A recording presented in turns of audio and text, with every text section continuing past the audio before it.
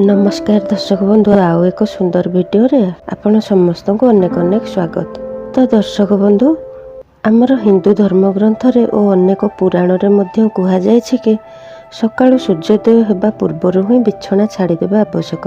मात्र आजिकाली व्यस्तबहुल जीवन रे लोके राति रे डेरी रे सोई सकाळु डेरी रे ही उठुचंती एवं ठाकुर पूजा करियार सठिक समय मध्य रहुनाही। तेबे आज आम जानिबा जे सकाळु शीघ्र उठिबा काहेकि अधिक जरूरी होइथाय और ठाकुर पूजा करिवार केतोटी नियम विषय रे मध्य जानिबा। तो दर्शक बंधु वीडियोटी जदि भल लगी थाए तो वीडियोटी को गोटे लाइक करिवे, सांगसाथी परिवार बंधु बांधवों सह शेयर करिवे और कमेंट रे जय मां लक्ष्मी निश्चय लिखिवे और चैनल रे जदि नुआ प्लीज चैनल टी को सब्सक्राइब करिवे और फेसबुक पेज रे देखुथिले फॉलो करिवे। तो चलंतु वीडियोटी स्टार्ट करिबा। आम सनातन धर्म रे कहा जाय कि सूर्योदय पूर्वर उठिबा द्वारा व्यक्तिर भाग्य उदय होता है।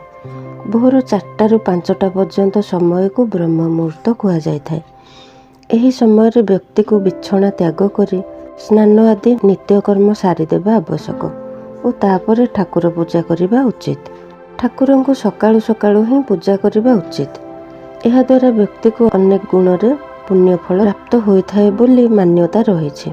आम हिंदू धर्मशास्त्र रे ठाकुर पूजा करने समय रे किछि खास नियम विषय रे कहा जायछि। तेबे चलंतु ठाकुर पूजा समय रे केतोटी नियम विषय रे जानि नेबा।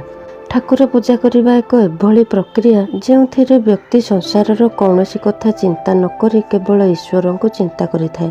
किंतु जदि आपण ठाकुर पूजा करबा समय रे अन्य कौनसी चिंता रे मग्न रही थांती ताहेले ईश्वर आपणकर कौनसी कथा सुनि न थांती।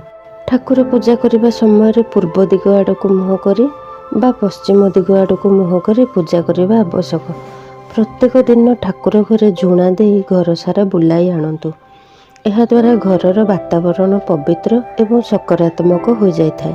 ठाकुर पूजा करबा समय रे धूप दीप फूल फल चंदन एवं सिंदूर आदि अर्पण करंतु एवं तापरे नैवेद्य अर्पण करंतु एवं तापरे आंठू माड़ी 2 हाथ जोड़ी मुंड नुआई प्रणाम करंतु। केबे भी गोटे हाथ लगाई प्रणाम करबा उचित नुहे। ठाकुर घरे केबे भी खंडित मूर्ति रखिबा उचित नुहे। खंडित मूर्ति घरे रहिबा द्वारा घरे क्लेश और अशांति लगी रही थाए। यह सहित परिवार लोकंक मध्य मतभेद मध्य सृष्टि होता है। तेणु जदि आपणक घरे खंडित मूर्ति रही ताहले एहाकु कौनसी पोखरी बा नदी रे भसाई दियंतु।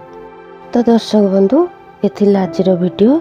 आशा करछि वीडियोटी आपण मानक पई हेल्पफुल होइथिबो। तो पुणी आसीबे आउ एक सुंदर वीडियो सहित। से पर्यंत रहुछि जय जगन्नाथ।